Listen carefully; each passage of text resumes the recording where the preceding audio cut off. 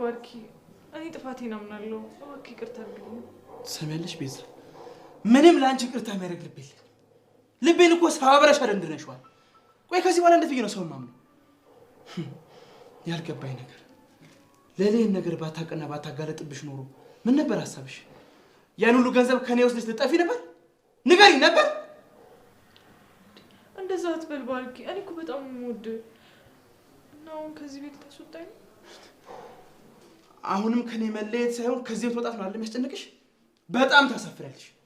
አሁን ከዚህ ቤት ውጪልኝ። ሊዱ ምን እያደረጋችሁ ነው? ስራ እያቀለልንላት ነው ወንድሜ። በይ ኮቶችን ስብስብ አድርገሽ ከዚህ ቤት ውጭ። አንቺ ተረጋግሽ። ባርኮት ቤዛን ሻንጣዋን አስይዞ ወደ ውጭ ወርውሮ አሰናበታት። ኤላንም የድሮ የልጅነት ጓደኛዬ ነው በማለት ባርኮትንም ደግሞ ተመልሳ እኔ ወድሃለሁኝ ብላ ፍቅረኛዬ ነው በማለት ባርኮትንም ገንዘብ ልትዘርፈው እንዲሁም የኤላና የባርኮት አልበቃሽ ብሏት ዴቭንም ደግሞ እናቴ አደጋ ላይ ናት፣ ወንድሜ ታስሮብኛል፣ ቤታችን ባራጣ ተይዟል ብላ ከዴቭን ብር ተቀብላ እንግዲህ ከነሱ ሁሉ ብር ተቀብላ ራሷን እንግዲህ ሀብታም ለማድረግ ስትሯሯጥ ሌሊ ጀግናይቱ እንግዲህ አጋልጣታለች ማለት ነው። ይህን ቀን እየጠበኩ ነበር ቤዛ ማለት ነው። መቼ ነው የቤዛ ውርደት የሚጋለጠው እያልኩኝ እንግዲህ ዛሬ ተጋልጣ ሻንጣዋን ይዘው አሰናብተዋታል ማለት ነው። አሰላሙ አለይኩም ወራህመቱላሂ ወበረካቱ። ውድና የተከበራችሁ ውድ ቤተሰቦች እንዴት ናችሁ? ከኔ ጋር ሁሉ ሰላም አልሐምዱሊላህ ረቢል ዓለሚን። በያላችሁበት ሰላማችሁ ብዝት ይበል። ለቻናሉ አዲስ ከሆናችሁ ሰብስክራይብ፣ ላይክ፣ ሼር እያደረጋችሁ ቤተሰብ ሁኑ። ለምታበረታቱኝ ደግሞ አመሰግናለሁኝ። እንግዲህ አደይ ሰራተኛዋ ድራማ እንደቀጠለ ነው፣ ጥፊውም እንደቀጠለ ነው ማለት ነው። እንግዲህ ፍቅር ባለፈው ከክላሷ እንተኛች። ያው በቀደም ፍቅር እናቷ ስትመጣ ቤዛን እንግዲህ ለይለይት እየተነሳች ታንቀኛለች። አሁን ምንድነው ለይለይት የሚያስነሳው ነገር አለባት ብላ በውሸት ነበር እንግዲህ እሷን ያባረረቻት ማለት ነው። ያሰራችውን ሰርተሻ ብላ ያንን ደግሞ እንግዲህ ከባርኮት ያደረገው ምንድነው እሱ ስራ ሄዶ ነበርና ወደ ኤላ ቤት እንድትቀመጥ ነበር ያደረገው። አሁን ላይ እንግዲህ ፍቅር እናቷ ሄዳለች። ፍቅር እንግዲህ ከዋስመሳይ ናት።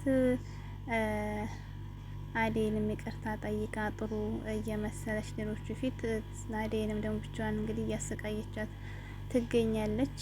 እንግዲህ ቤዛ ደግሞ አሁን እናቲቱ ሄዳለች የተባለች ጊዜ ወደነ ባርኮት ቤት ተመልሳ መታለች ማለት ነው። ቤዛ ምንድን ያደረገችው እንግዲህ ፍቅር ልትበቀላት ነበር። ከተኛችበት አንቃ ይዛ እንግዲህ እያስጨነቀቻት ነበር ማለት ነው። እናት ስትሄድ እኮ እዚህ ቤት መመለሴን ትችይ ነበር እያለች እያስጨነቀቻት ነበር። ማና መጣሽ? ለምንድነው እዚህ ቤት የመጣሽ ስትላት እናት ስትሄድ እዚህ ቤት ለመመለስ ማወቅ ነበረብሽ እሷም ስትላት ዴቭ የጠራ ጊዜ ቤዛን ደግሞ ትታት ሄደች ማትን ማለት ነው።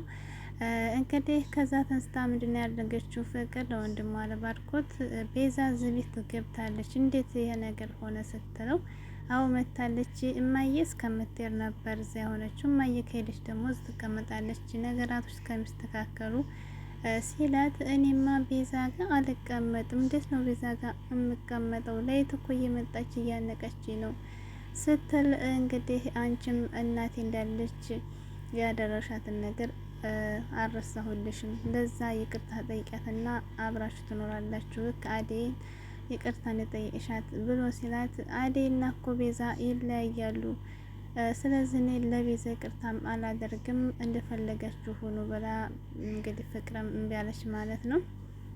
እንደው ስትል ደግሞ ቤዛ መጣ።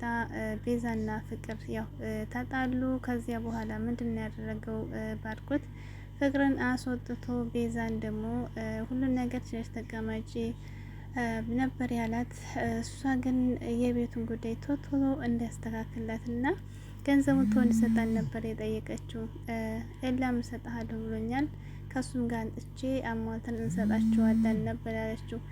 ያው አራጣት የተበደሯቸው ሰዎች ደውለው እያስጨነቁኝ ነው ስትለው ኤላም እንግዲህ እሰጥሃለሁ ብሎኛል ያን አድርገን እንከፍላለን ነበር ያላት ማለት ነው። ከዚያ በኋላ ግን የኔና ያንቺን ነገር እናወራበታለን አላት ማለት ነው ባርኮቴ። ከዛ ቁጭ ብላ የኔና ያንተ ነገር ምንድን ነው ስትለው ያንን በጊዜው ነግርሻለሁ ነበር ያላት ማለት ነው። ምክንያቱም እሷ ባርኮትን አፍቅረው ሳይሆን ከኤላም ገንዘብ ከሱም ገንዘብ በዛ ድራማ እየሰራችበት ነበር ማለት ነው። ከዚያ በኋላ እንግዲህ ምንድን ነው ያደረገችው? ባርኮት ወደነ ኤላ ቤት ሄዶ ነበር። ምክንያቱም መጀመሪያ ለምለም ጋር እየተሳፈጠች ለምለምን በሞቱት እናትና አባቷ ተናግራት ነበርና ይህን ደግሞ ስትናገራት ኤላ ዝም ማለት የለበትም ስለሚከፋት ለምለም መቷት ነበር በጥፊ።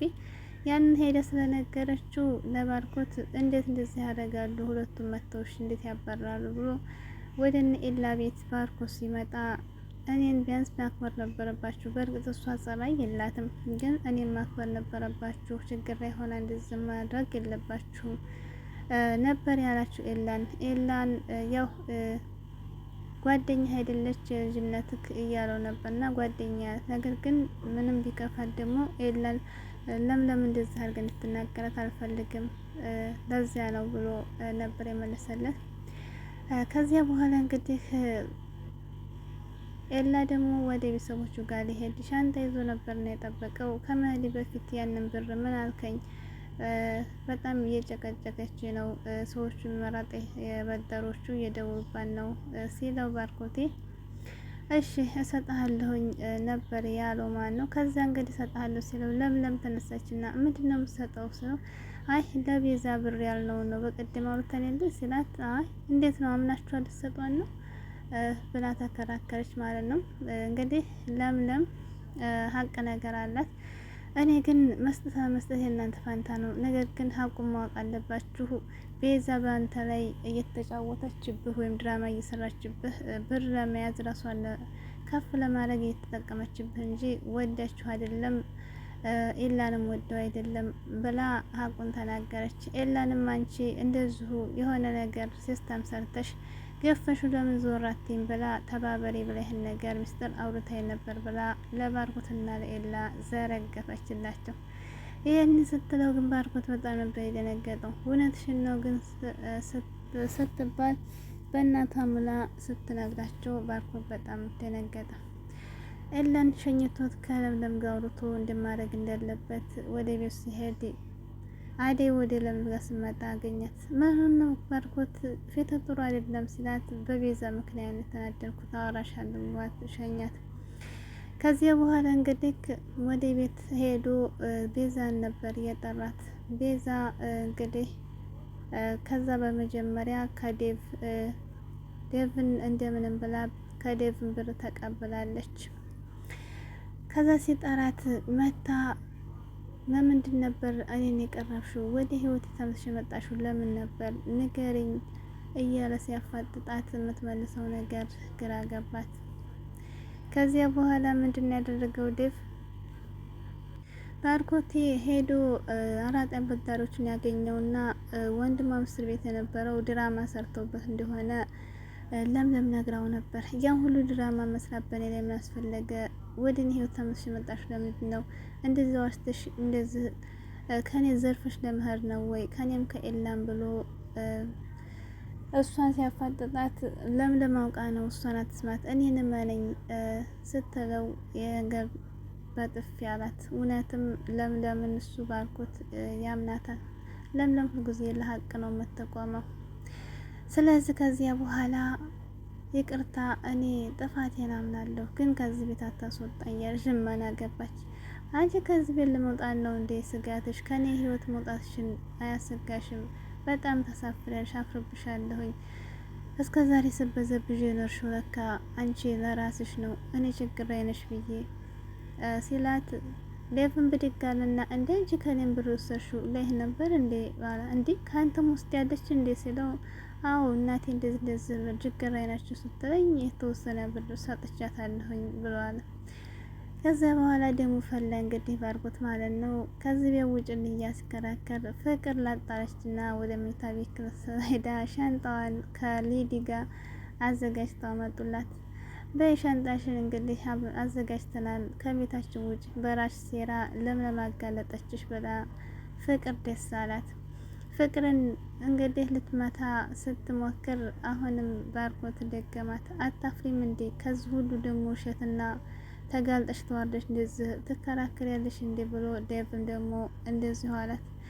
ቤዛ እንግዲህ ይቅርታ ጥፋቴን አምናለሁ አታስወጪ ከዚህ ቤት ብትልም አልሆነላትም። ባርኮት በጣም ሲመታ ይሆናል ገትቶ በሩን ከፍቶ ሻንጣዋን ላዋ ላይ ወርውሮ አሰናበታት።